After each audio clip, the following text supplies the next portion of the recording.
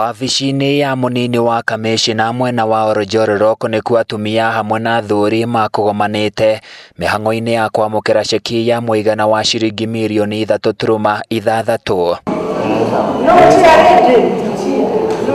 Akiaria hindi ya kurekereria mbeca ici mũmbunge mũtumia Faith Gitau nĩ atũgĩrĩte ikundi ici kumana na wĩhotori wacio harĩ kwonjorithia mbeca ici.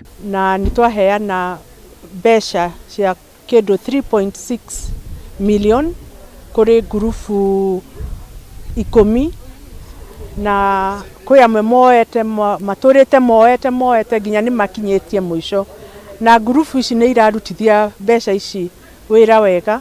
Gitau nĩ ahinyĩrĩirie atumia mwena ũyũ gwĩtĩkĩra kwĩrutanĩria nĩguo mahote gũtirĩrĩra mĩciĩ yao kũgerera tabarĩra na mĩeke ya ũkũria ĩrĩa makwambĩka na mbeca ici.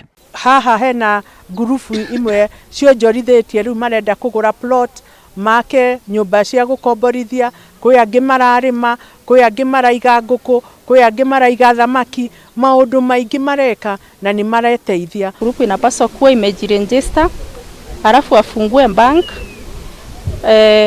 tena wawe watu kama 10 members, na kwa sababu tunasema ni women fund, si eti hata wanaume wapaswa kuwa pale, wanapaswa kuwa pale 30%. Kwa hivyo out of 10 3 men wamekubalika, na pia signatories wawe women, then wawe active, at least wanakutana, wanafanya table banking, wanafanya savings.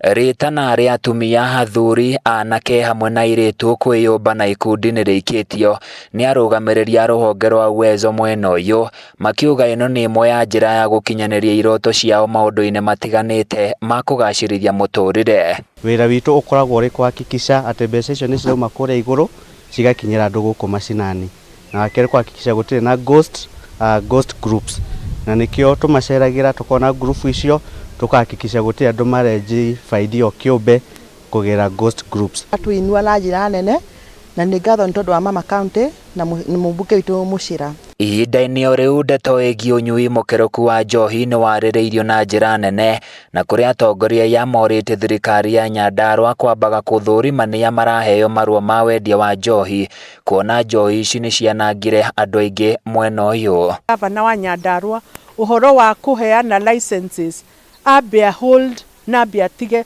kũheana licenses cia njohi tondũ iheanĩtwo nyingĩ piũ, ambe arũgamie ũhoro ũcio, ambe meke investigations mamenye licenses ici nĩ irĩkũ iheanĩtwo, na kũrĩa guothe kũheanĩtwo license gũthio kana nĩ mũthenya kana nĩ ũtukũ kũrorwo nĩ njohi ĩrĩkũ iranyuo. Handũ-inĩ ya Kameme TV kuuma Oljororok kaunti-ini ya Nyandarua, niĩ njĩtagwo Francis Mwangi wa wĩra.